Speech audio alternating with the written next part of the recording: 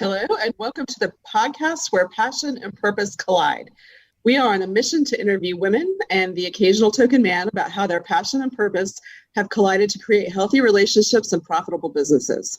I'm Elizabeth Denham, publisher of The Franchise Woman. I'm here with Rebecca Monet, President and Chief Scientist of Zoracle Profiles.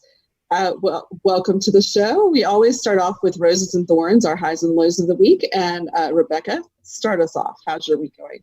Oh, Elizabeth, you probably can't relate to this, but I discovered a gray hair in my eyebrow. I mean, what the heck's going on here? Right? It was like horrifying to me. And it literally is like a thorn. I didn't know gray hair was so tough. Right? It's not like my red hair. It's like a thorn. I'm serious. It's kind of like horrifying. But it was funny because I was thinking about it. Because I'm like, no, this is another sign of aging. But I got to thinking,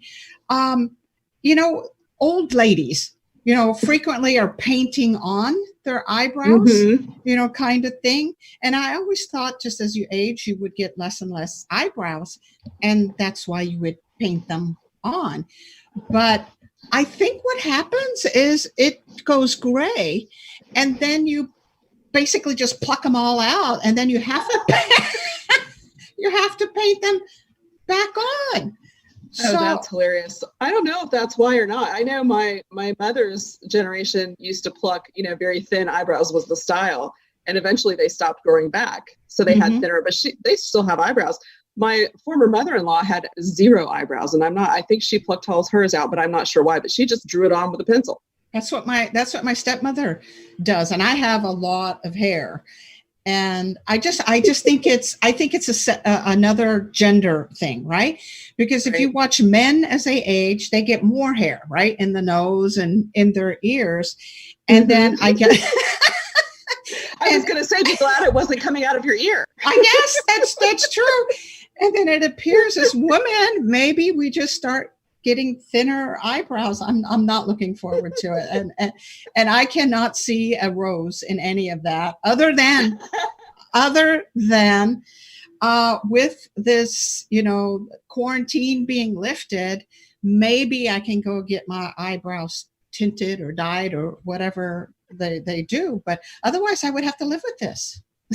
There is a solution. Did you pluck it or is it still there? No, I'm still kind of in shock. You can't see it? No, you can't see it. Let's get right up on the camera and see if we can see it. That is too funny. So how about you, girl? What's your roses and thorns? Well, we had a very big rose this past week. My daughter, who just graduated from college about a week ago, is a journalism graduate. And she was in the Hearst competition, which is like the Pulitzer for journalism students. Wow. And she won second place in the nation for her reporting. And then she won best story overall for a story that she did on Buc-ee's. I don't know if you're familiar with those, but they're tell me about it. Huge gas stations that have their own bakery. They have brisket. You can buy cheeses. They have a coffee bar. I mean, it's like a convenience store on steroids. They have 20 or 30 or 40 pumps. Their bathrooms are known for being the cleanest bathrooms you've ever been in. So she did the story because it was sort of, they're expanding. They're in Texas, they're in Florida, they're in Alabama. And it was just sort of a cute feature piece on what's going on. Why does everybody love Buc-ee's? They have lines miles long. And evidently it was a hit. The judge told her it was the only one out of 1,000 that she could remember. So wow. So she must be very exciting. That is very exciting. And to take a convenience store and turn it into an interesting, memorable story that is, worthy of this massive reward. I mean, I cannot even imagine taking such a simple topic and turning it into something so memorable. That's incredible. Well, and it was published in the Washington Post. So it was interesting that they thought it was that interesting. She pitched it just as an intern and said, hey, what do you think of this? And they're like, yeah, that sounds good. And it ended up doing big things for her. She got a nice little bit of money that's going to help her get settled in her new apartment in Washington, D.C. And so that was a great week. The thorn is that my husband the other night came home from work about 10 o'clock and was shaking like a leaf. And when you see a big man shaking, it's like more disturbing on a bigger person than a smaller person, I think. And he wouldn't let me take his temperature. And finally, in the middle of the night, I said, let me take it. And it was 102.6. And he thought he was better and then got worse. So he finally got an antibiotic today. But he's caused me a little concern because he's not the greatest patient and doesn't want to be cared for in that way. He just wants to be left alone. And I just want to make sure he's taking good care of himself. He's a macho man. He's a warrior. He's invincible. He's invincible. He doesn't need caretaking. It's a little temperature. What's the big deal, right? That's the thing. His ringtone on my phone is the Rocky theme song, which he really relates to in his own mind. He loves that he's the Rocky theme song. So that tells you a little bit about his I'm invincible man attitude. But the funny thing is, he's the sweetest caretaker of me in the world. If I get sick, he will drop everything and take care of me and bring me food or whatever. He just doesn't want that. He's a macho man. He's a provider. He's a protector, and so he gets a couple chinks in his armor. That's okay. You're taking him down. Yeah. Mm-hmm.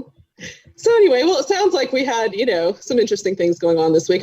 I can't wait to hear the update on the eyebrow here. I'll keep you posted as we move forward. Yeah, for sure. Well, we have a fantastic guest today. Her name is Tamra Kennedy. We're going to go ahead and bring her on. And while we do that, why don't you tell us all about her? All right. Well, initially I thought I would just do a short thing on Tamra, but she comes with such a wonderful background. I'm actually going to read her whole bio with your permission.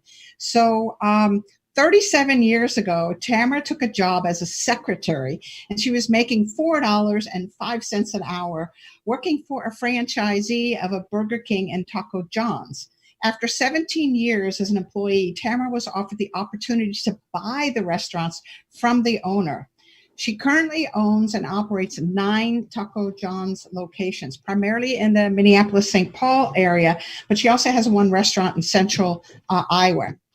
Her personal mission is to provide a family environment for young people to experience their beginnings in the workforce so that they can continue their career paths with fundamental lessons that will serve them into the future. I thought that was unbelievable.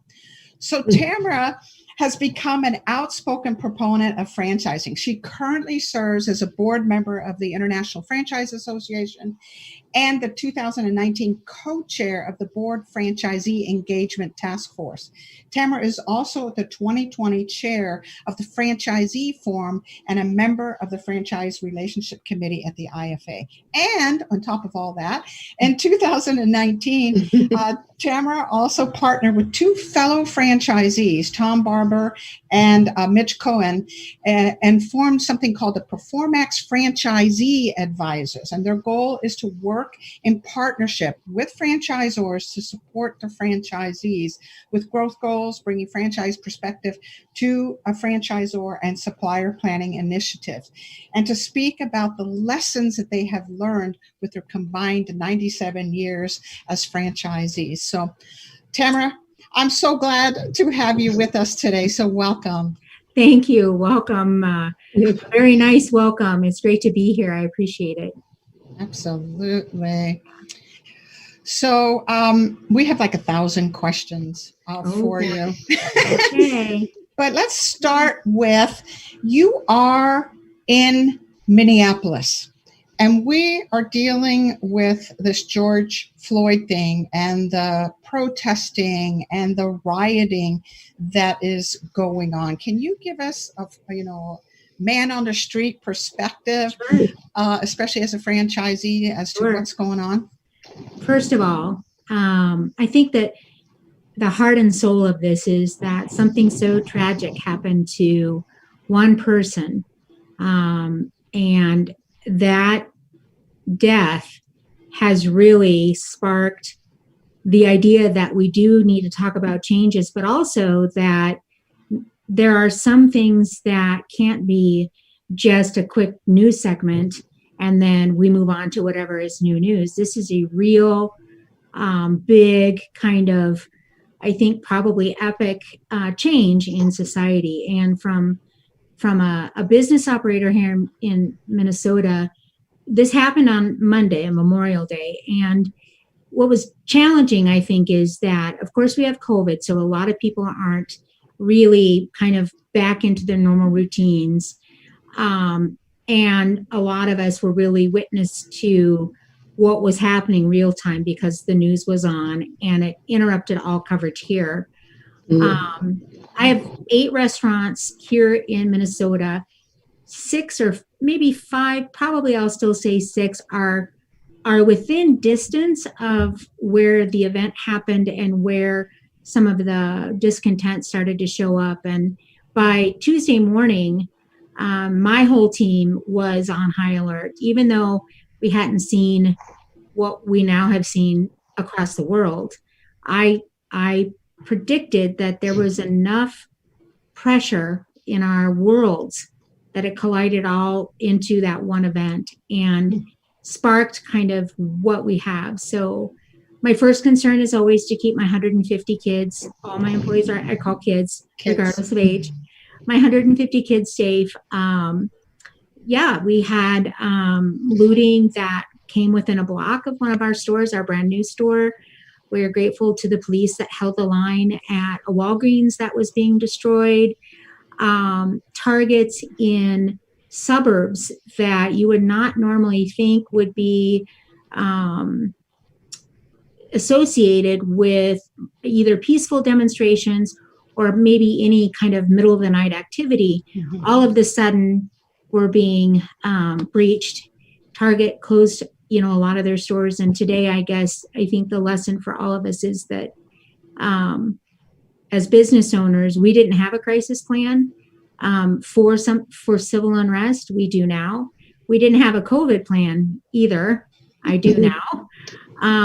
But it is the bigger lesson of all is that the actions of some, whatever it is, the actions that can happen and how it affects the business community can both be catastrophic and also, I think, empowering, because I hope you all saw citizens come out and clean the blocks day after day, just not organized, just showing up with garbage bags and shovels and brooms and helping. And we're seeing that all across the country, and community has to stay together. My team also had they have a lot of pride in our restaurants. They wanted to stay and protect, and I said, no, go home. But it was challenging times, and we've learned a lot. We have learned a lot. Yeah. Incredible. I think it's an amazing thing to think that it isn't something that you think of in terms of, we didn't used to think that you had to have a plan for school shootings, and now we have plans for that. Right. Now you've got to have a plan as a business owner, especially in a larger city, for civil unrest. In terms of your staff, you have 150 kids. True. You have a lot of diversity among those 150. How do you support them emotionally through something? Because not only do they want to stay and protect your business, the store where they work, their livelihoods, I'm sure they want to protect themselves, but I'm sure they also have personal fears and emotions, and I'm sure everybody's tensions are running high. I mean, how as a leader have you dealt with that sort of part of it? Very tough. You're right. We pride ourselves, actually, and I always have, in finding the best representatives of each of the communities that we build our stores in. And that always means a diverse group of team. And that's important, right? The folks that maybe work 2 or 3 hours during the day, maybe they're doing it just to supplement Social Security income, they're retired, but they're also coaching the 17-year-old whose job is to learn how to cook or learn how to interact with guests, and it's their first job. And there's nothing better than having a diverse workforce for that. We also have diversity in race and in almost every other way that you can think of. Even some that are not from our country but have come here, we do take under our wing. We have one young man not long ago that showed up here in America at 16 years old from Ethiopia, could barely speak English. My son actually was his general manager at the time, and now through the course of life and becoming part of my personal family. We taught him how to drive a car, mostly successfully. I personally taught him how to swim. He's now married, has a child, and is working on becoming a doctor. He's a nurse now and working on becoming a doctor. And so going from not knowing English to working inside a restaurant to become part of a family is kind of something we specialize in. Emotionally, I think the idea for us has always been respect. We have the right to feel the way we do about what we see, but we also have respect for some rules that we have in place, which are really meant as boundaries, regardless of what's happening today or 10 years ago or 37 years ago in my case. We really don't allow conversations around 3 or 4 very volatile topics to happen in the workplace. We have lots of resources that we can give and share for counseling and outreach, but we just can't host a conversation around certain topics. And so we really try to talk about tacos, but our team knows that they really want to express or have fear. There's a kind of a mini group inside each of the stores to reach out to, and they connect, and we help them find the resources they need to work through what's going on for them and how whatever's happening is affecting them. And not just this. I mean, there are many things happening. Hunger, real during COVID, families that are hungry, where my employees, 17, 18, 19 years old, are the only ones in the family working.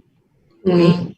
Mom and dad have been laid off. And so we've done a lot of work in the last 3 or 4 months, really, truly to understand that what you used to think was, you just took as a day, things have changed so much. And it's a really good time to think about finding those resources, making sure you can help. Transportation, right? How do they get to work? They don't want to lose their job. Well, we buy Uber gift cards and hand them out.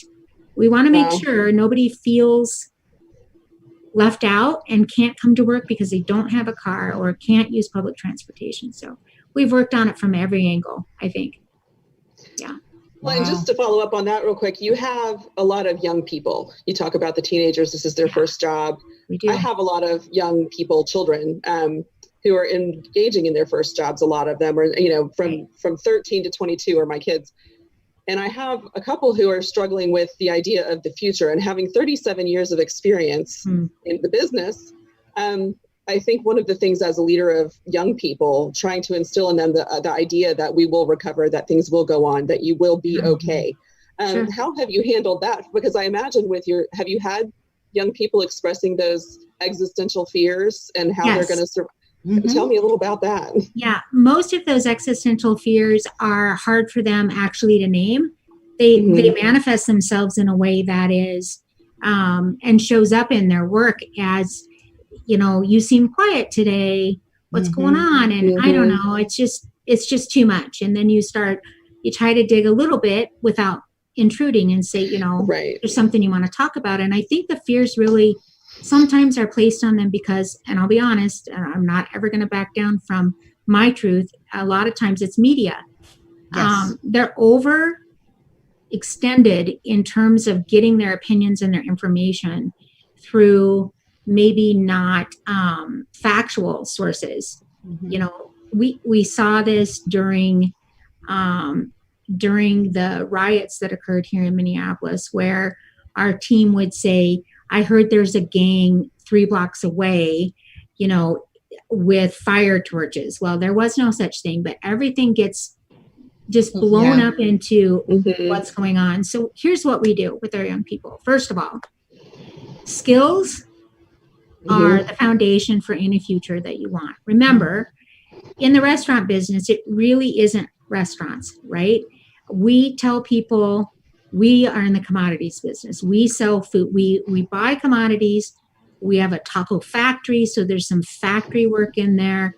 We have selling skills at the front counter, so they're not cashiers.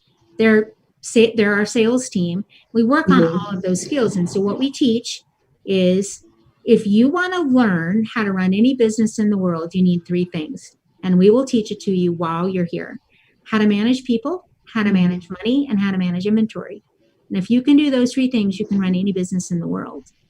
We also ask young people, what do you want to do? You don't look too happy to be here. Yeah, my mom made me get a job, right?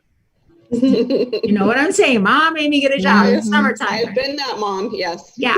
So what do you want to do? Well, what I really want to do is build cars, or I really want to, the top three I get right now, no judgment, just telling you, I want to be a YouTube star. YouTube star, absolutely, that's it. I want to be in the rap business. And I want to basically go into acting and, you know, be some sort of a star that way. So their goals are based on pop culture a lot. Right. I always say, great, who's going to manage your money? I am. Okay, you're not going to have time. You're a star. You're flying on jets. How are you going to trust somebody? We need to work on your paycheck. You need to understand taxes that come out of your check and how to budget. Countless hours sitting down with young people with a piece of paper and a pencil, writing out a budget and bills and how much your bills are. And you always know you've got a challenge when they say, what is this FICA and why did they take my money?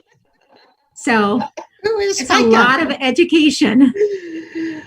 Education they're not getting at school and sometimes at home for this reason or that reason, but to have that practical life skills and to know it really does go in these three buckets that you mentioned.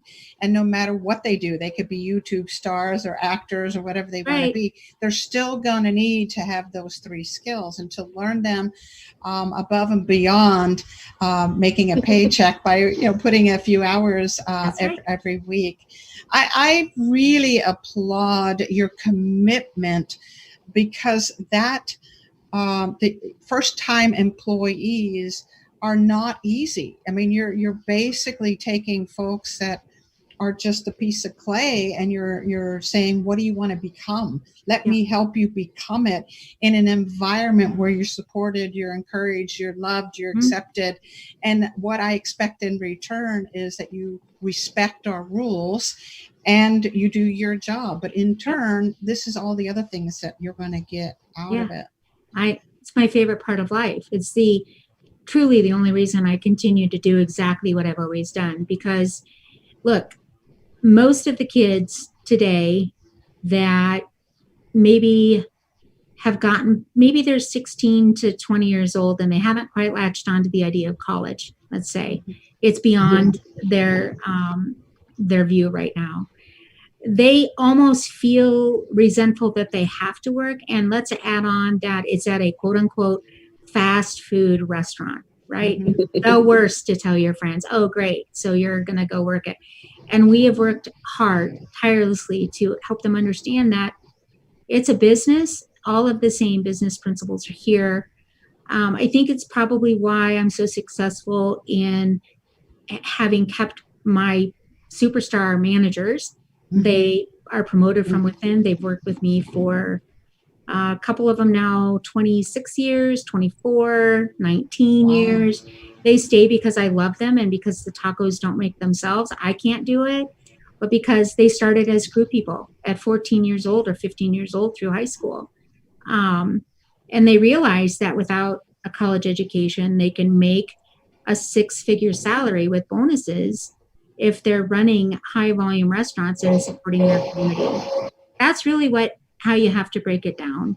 And that passion comes from the fact that I grew up just like them. I never wanted to go home. I love school. In a lot of cases, our young people don't care for school anymore. So their favorite place to go every day is work. And we see that and we appreciate that. And we technically aren't supposed to say like it's a family environment. People sometimes get squishy about that. But yeah, we have Easter egg hunts and yeah, we have Thanksgiving dinner and we do Secret Santa and we have pumpkin painting contests. Yeah, that's what we do. This is a group of people that didn't know each other to start with, but become a family. And so they learn some social adaptation skills that way as well. So that's kind of how we run this taco world over here. So this speaks to a lot of what Elizabeth and I talk about, which is you've created a very specific type of culture with a very specific mission in mind. And it just happens to be a taco shop that you're running. Correct. But there's something greater and bigger going on, and everything you're doing in terms of your policies, your procedures, your training, your reward systems is building this kind of culture. So I guess my question is, was it conscious? Was it deliberate when you first became a franchisee, or was this kind of like a lot of us, a trial and error thing, and you sort of happened upon it? It's, I would say it's maybe a mix of both, but predominantly it was my vision for how I thought the workplace should be. My first job, my first W-2 job was at a Pizza Hut. And within 3 days, I wasn't sure whether or not I could stay because the person in charge had a temper, would throw things, would launch tirades at people that made mistakes. And to kind of tell you how old I am, there was no delivery of pizza at that time. You actually went to the Pizza Hut to sit down and eat your pizza with your family. So I made $2.05 an hour. And that was life. To have $2.05 an hour for me was the difference between living on the street or finding an apartment for $100 a month. And so I worked really hard to kind of keep my head down and not get in trouble, but I learned an awful lot about, if I ever had the chance, how would I run a business? And sometimes I think that's how things work out. You know what you think it should be, and you haven't seen it. And when you get the chance to do it, you do it that way. It's truly an honor for me. I mean, I don't do it right all the time. And again, my team makes me look good, but I won't let a general manager move up into that position unless they really align on the value of family and can demonstrate that as we loan money to kids for whatever it is to help them out, or to managers whose car break down. I mean, we have a fund. We have a little emergency fund for, it's sad, funeral expenses, whatever it is. We try to do that. But we also, on the other side, we expect performance and we teach performance, and we remove the kind of the things, the obstacles and the defense mechanisms that might be built in. And we just say, that's not good enough. Good enough never is what we like to say. You've got to do it well. And I think for the most part, everybody understands that, or they choose to leave us and we find somebody else that is willing to stay. And we're pretty lucky that way. Well, I imagine, especially children who have less family support, or maybe they don't speak English at home,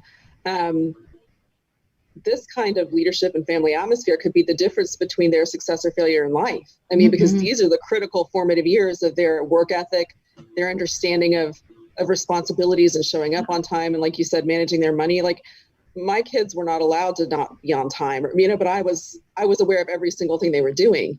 Yeah. But every kid doesn't have that foundation to rely on. And I think that what you're doing is remarkable, because you don't see it a lot. Well, I appreciate that. We don't always get it right, but we know we do when 10 years later, somebody comes home to say, I just wanted to thank you. This was my favorite job ever. And now I have my degree, or I've opened up my own beauty salon, or I've started an auto repair company, or I do snow plowing and landscaping. And we hear that, and we see that. We've also had doctors, lawyers, a prima ballerina, other restaurant owners and franchisees come start with us and go on to run their own brands, or brands that even compete with me. I'm not going to lie. So we're very proud of that.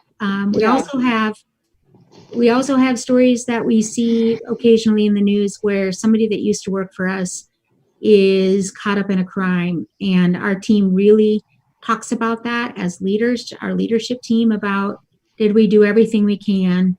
Did we try our best? Because they will have left us usually because of those signs that they are already in trouble, and we can't, there's drugs, or there's theft. And we try to interrupt what might be a path, but then when we see something go wrong and a fail, we count it as a fail. I guess it hurts, but we try to remember that when we get our next team member and make sure that we do the best we can with everybody that comes to us. So yeah. You're like the best boss I've ever met. I mean, I was thinking the same thing. I want to work at Taco John's in Minneapolis. That's what I want to do. I will tell you, that you care about these. If you were my child's boss, I would be so thrilled because one of my kids had a boss who taught him life lessons, and he did well, and then he kind of got tired of it, and he wanted to play his music and practice more, and he was mad that his work interfered with that, and they sat him down and gave him talks, and they were friends of ours. And so once or twice they even called us and said, here's what we're telling him, just so you know. We were like, okay, great. Yay, parenting help. Yeah. I have had more than one conversation with a parent too. I've had parents come in and I've had to help them understand the work environment and understand the money piece. I mean, there's so many challenges out there for young people to get into the workforce. And our values really are that any job is a privilege. Any way that you can help your family by supporting yourself so that your family doesn't have to give you money for whatever your needs are. That's honorable work, regardless of if it's at a fast food restaurant. Absolutely. And it lays into our purpose, cause, and passion, which is our family feeds friends. That's it. My 9 stores, 4 words. That's what we do every day. We know our customers. They bring Christmas presents to those same kids. We work hard to live in a neighborhood rather than kind of just another business on the street. And it's worked so far. So it's beautiful. It's absolutely beautiful how you're stepping in the gap for these kids and opening up some doors for them into a future by setting a very solid foundation of personal responsibility, self-sufficiency, good decision-making skills, money skills. And I hate for this conversation to end. I don't know about you, but I want to it's went by so quickly. It's just boom, boom, boom. But I want to make sure that folks that are listening to this show, Tam, that they have a way of getting hold of you. What would be the best way for folks to get hold of you? Gosh, well, I'm out on LinkedIn. Probably can find me under Tamra Kennedy. Most people get the first name spelled wrong. It's only 5 letters, Tamra. My sister calls me Ra. Everybody else, it's Tam. So kind of interesting. Probably that's the best way. I'm never as close to my emails as I need to be sometimes. And I am doing a lot of work with our government right now, really focused on representing small businesses across the country, franchising in particular, spending hours, I think, legislatively trying to change the value of small business and what our main streets mean and how we can make sure everybody gets back to where they were and their investment is protected as family-owned businesses. So absolutely, not always at email, but LinkedIn is probably the best way. Or you've got my email. If you publish any part of this, you're welcome to share my email with them as well. Absolutely. I think we should have her back to talk about that legislative work that you're doing too. I think that's there was so many things to talk about, but I think that what you're doing for that is equally as important. So we'd love to have you back. We'll have to reach back out. Okay. Happy to. Thanks, Tam. Wonderful. All right. Thank you. Thank you so much. Okay. We are going to come right back with Women in the Know after this commercial break.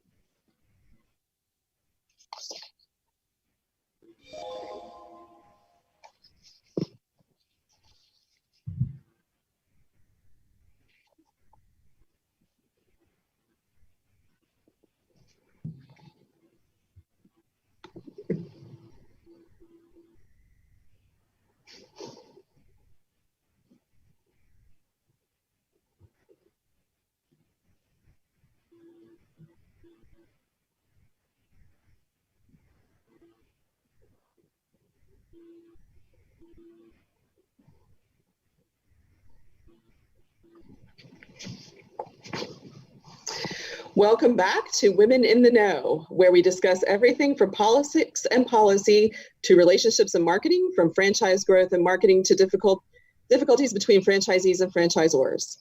Today's topic, we touched on it with Tamra, is the importance of culture and what it means in business. So Rebecca, she had a lot to say about culture, and it sounds like she's been so intentional. What do you think the importance of that is? Oh my gosh, I think it's culture sets the foundation for everything from protecting the brand equity to the best practices to the values that an organization is going to run their business by. So culture to me creates kind of this platform to build everything else off of. And, it's so fascinating because Tam was clear with the culture she wanted to create. And around that, she built policies and procedures that would keep those values and that culture in place. And people that embrace it, because not everybody's going to embrace that culture, right? But the people that embrace it flourish in it. She told story after story about those that, just thought they were getting a part-time job to have a little extra cash, working in a fast food restaurant, going on to being medical doctors and business owners themselves from the things that were offered within the culture she creates. And I think we can't say enough about the importance of culture, not just at the franchisor level, but the individual franchisee level. So we attract the right employees, we attract customers that have a similar mind and appreciate that, and we protect the brand in every way we possibly can. Yeah, I agree. And I interviewed a local franchisee for Smoothie King in the first issue of the Franchise Woman, and she was just someone who had found her calling. She was in the place she was supposed to be. She loved it. She said, I live it, breathe it, eat it, do it all the time. And my son ended up working for her, and the culture she created for these young people, and so many restaurant franchises have young workers. And I think if you don't make them feel important and don't make them feel, I think you have to hook them in. Because I have another child who worked for a different franchise and it was not valued, constant changing of schedules, no respect for his time. And I know they're kids, but I think you have to be respectful from both directions so that they feel like their time is valued. They feel important. They feel like they're making a contribution. Like Luke knew everybody's order who was a regular through the drive-thru, and he was so proud of it. He was so good at it that the nurse who was getting my knee surgery ready said, oh, I go to Smoothie King and I get this. Is your son Luke? And I said, yes. But he had been trained that way because she hooked him in, made him excited, made him want to help people find out what their right smoothie was for their health needs. And I think that Tamra does that in a different direction. But I think that when she makes those kids feel important, and maybe none of them have ever felt important before. Some kids don't feel important at home. And maybe she's that first person who gives them a positive experience to make them think they can do something. And I think that applies to any business. It's not just kids, but I think anybody who feels valued by the way that you treat, by the things that you do for them, Christmas party. I mean, whatever a simple thing it could be, all the way up to benefits. You've got to have that value or you're going to lose everybody. Exactly. And, it's interesting. The fast food business, and there are other businesses wherein the employees are first-time employees. And those types of businesses, as a franchisee, are some of the most difficult businesses to run because of the retention issue. Oh, yeah. We know those are the first-time employees. So it requires more training, more patience, more commitment, which clearly Tamra has, and others that choose, this type of business where you're dealing with first-time employees. You have to have that kind of commitment. Otherwise, you're churning and burning employees. Never mind, these employees are the face of the business, right? They're at the counter, they're on the phone, whatever it is. And if they're unhappy and they're miserable and they're not well trained, and this is simply just so I have a few bucks so I can go party on the weekend, or whatever, then that's not how you want your business as a franchisee to be represented. So this whole mindset, this whole culture Tamra creates, and I want to encourage other franchisors and franchisees to create, is a culture of retention and inclusiveness, and you're valued and you're respected. But in turn, this is what I need from you. I need you to show up in time. I need you to be responsible. And in turn, I'm going to teach you how to be self-sufficient. I'm going to show you how you can build a career, whether it's with Taco John's or any other business. You're going to be able to build a career based on the foundations that I'm going to teach. So those kids, they leave with something more than just a paycheck. Right. I think that's critical. And I think that you can tell when those employees feel valued because they're happy employees. They're happy to serve you. They're happy to wait on you. They're happy to say, what else can I do for you? And, you can tell that's created by the place that they work and the people that are leading them. And I really do think Tamra's got a remarkable attitude and leadership style. And I think that's a hard gig to work with in places that have a lot of turnover with young people. I mean, that's, and there's a lot of businesses that we do work with first-time employees. So I can see why she has stepped up and said, okay, let me help other franchisees where maybe their mindset isn't like that, or they're not wired to naturally be coaches and mentors and mother hens, right? Right. In many ways. So she's out there teaching it, and hopefully this inspires us to consider that. I know personally, I don't think I could work with first-time employees. I have a patience that's about that long. So I would know as a prospective franchisee that I could probably not do that, but there are others that are much like Tamra, that this is indeed God's gift to them. They are able to do that, and then they in turn can empower those young folks. Right. And you have to be in the right headspace for that. I do some mentoring of girls in a scholarship program, quote unquote, pageant every year, which was outside of my comfort zone. I don't think of myself in a pageant sort of way, but it turns out that I like it. I like trying to help these girls think for themselves and be able to present themselves well and to speak well and to know how to dress themselves for appropriate occasions and give them some sort of inspiration for what could they look to do going forward. Some of them have no clue. I almost love those better because when they tell me they've got it figured out, I almost don't believe them. Like, today you do. We'll see what happens. What were you 17? You got it figured out? I don't think so. Yeah, but I do that twice a week for like 3 months. I don't know if I would want to do it every single day. Every single day. I'm telling you, you got to be wired. Being in the profiling business, you got to be wired for that. You got to be willing to learn how to do that. My favorite part of everything she talked about was she is teaching these kids self-sufficiency. So they're going to go out in the world and learn how to be adults. Imagine that. That's like what we're supposed to be doing for our kids, is teaching them that. So that to me was best. But like always, Elizabeth, these conversations were like, oh, this is so exciting. We dig in, but we need to go to commercial and listen to one of our other sponsors. Sounds good.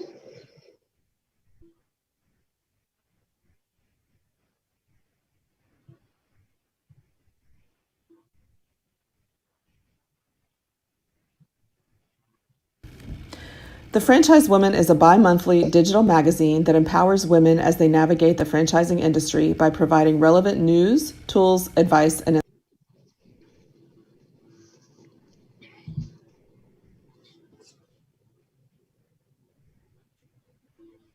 So I think we're having a little trouble with the commercials today. Fortunately, you are a sponsor. I'm a sponsor. Articles relating to the female entrepreneur. We also feature brands that are geared for women. Women have become the fastest growing sector in business ownership and have become a powerful, influenceable force fueling the economy. The Franchise Woman will give you the news that is relevant to you to help you navigate the path of successful franchise ownership. By women, for women, and about women. We are the Franchise Woman.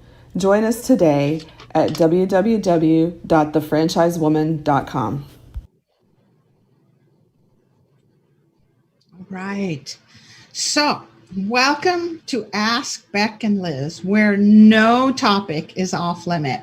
We want to answer your questions about business, about life, and everything in between.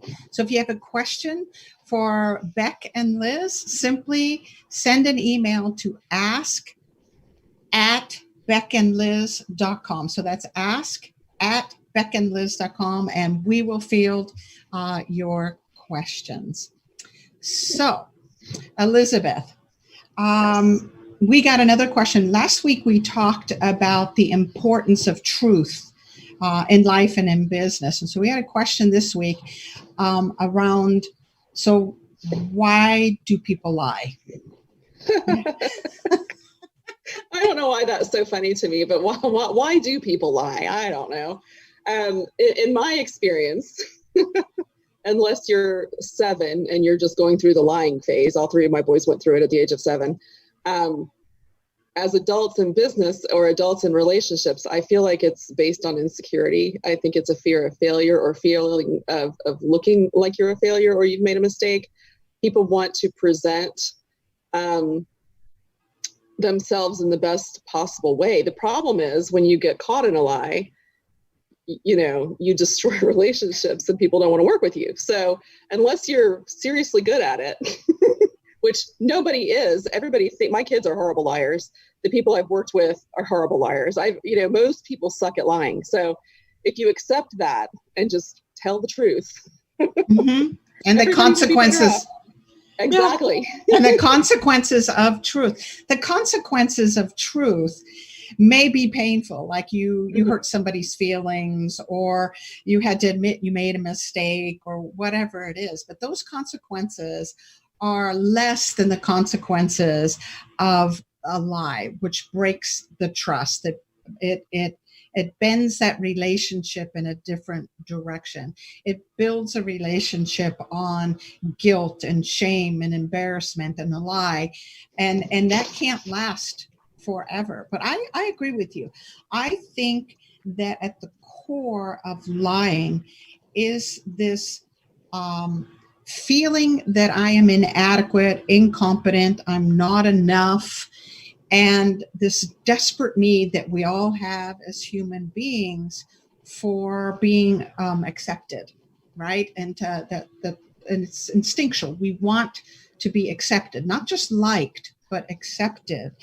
And if we perceive that something about us, a mistake we made or something in our history, is going to have someone reject us or not accept us or not allow us to belong, then there is this instinct to cover up that thing, or to puff it up, or in some way not draw light to I'm insecure, I'm inadequate, I'm unworthy, whatever it is that we're covering up. So is there an acceptable lie? Acceptable. Other than do these pants make me look fat? It's okay to lie about it. I think do you have a line? Do you have a line where you think, that's not that big of a deal, or is it just a hard no? I think it's a hard no. Personally, I think, and some of that comes in my Christian beliefs, so I might be a little bit more hardline than some people, but I think it's never acceptable because it becomes a slippery slope. If you're willing to lie about this tiny little crazy stupid thing, then what's the next thing, and what's the next thing, and what's the next thing? Never mind, you oftentimes then have to remember those lies, and the mind is now going 1,000 different directions trying to remember. So I have a hard line. I would not choose to lie about anything simply because I don't want to go down that slippery slope. And I would encourage others to sort of consider the same thing. Well, and it causes you to question. And as I've gotten older, I've probably become less tolerant of it. I think probably maybe because more people have lied to me, but or about me, which is even worse. I've had that. Yeah, me too. But I think that you just don't have time for that. I don't want to sit around questioning if I can trust you or not. And if it's like when I was doing online dating, one little tiny lie, and that was it. I was like, if you lie in your profile, what else are you lying about or hiding, or who are you really? Or if you put up a fake photo. If you present something about yourself that isn't true, what else cannot I believe about you? And I just, I don't understand people who can do it either, because when I was growing up, I would feel so guilty if I told a lie that I would tell on myself. And I would tell my mom. I lied. I'm so sorry. Sorry. But there is the second part of it, because there's two victims in a lie. Okay, you think the person lying is getting what they want, which is acceptance and not rejected, being viewed in a particularly positive light. So you think there's a winner and loser here. But there are two victims, in my opinion, in lying. Because if you have a conscience at all, right, it's going to wear on your conscience. You're going to go, oh, sure, I should have said it that way, or that wasn't completely the truth. But now if I go back and after a while, you're looking in the mirror, you already feel inadequate, insecure, whatever, unenough, if that's even a word, unenough.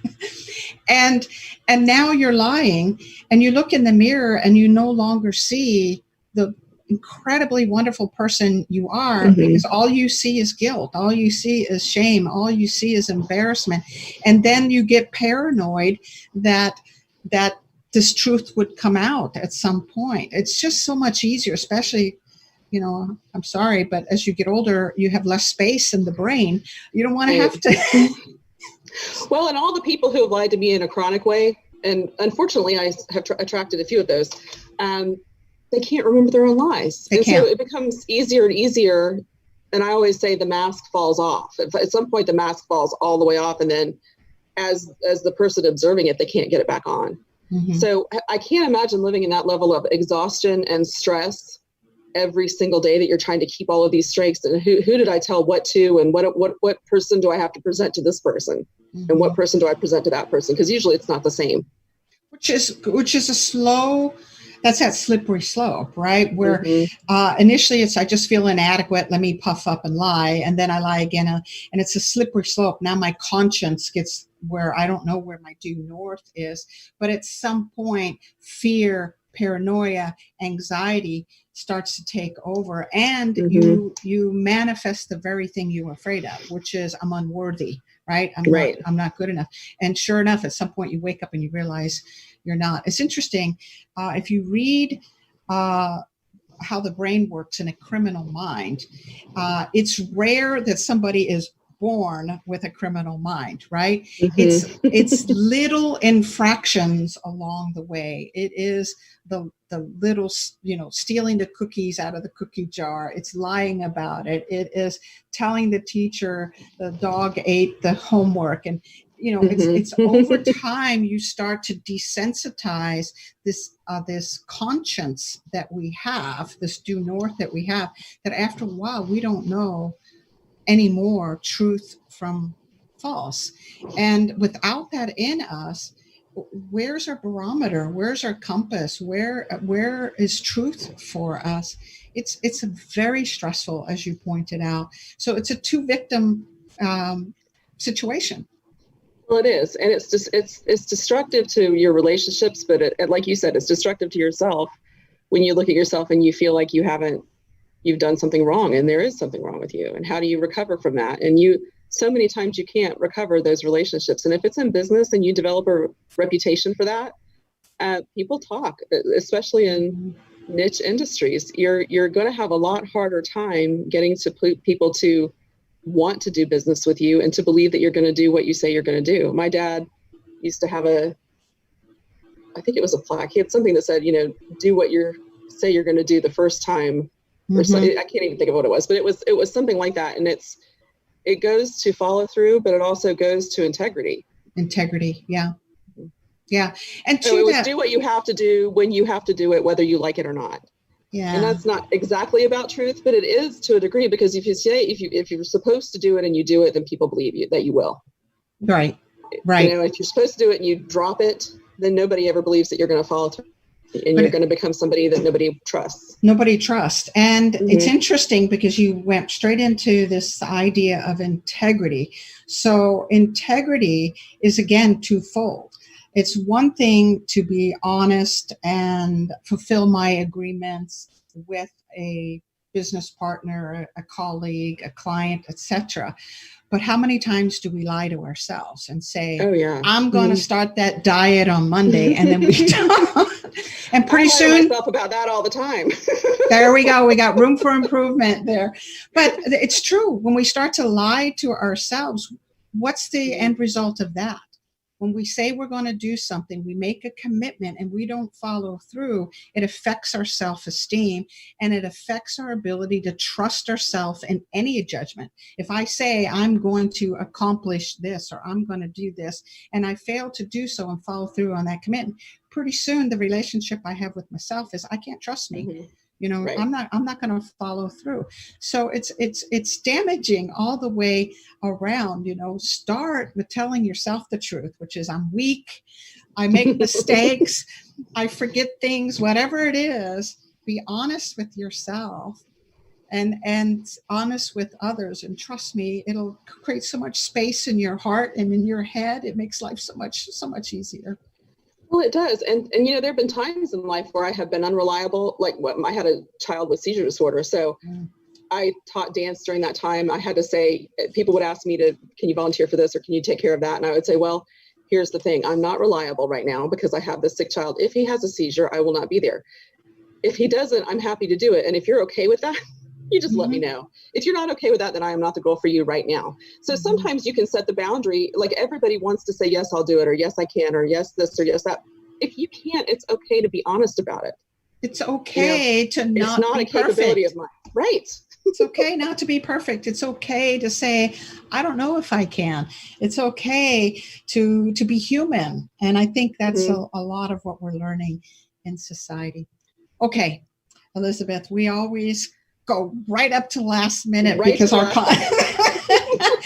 but it's time for us to sign off. So thank you everyone for joining us today, where passion and purpose collide, profits are made, and relationships are forged. This is Beck and Liz signing off and wishing you another purpose-filled and profitable week.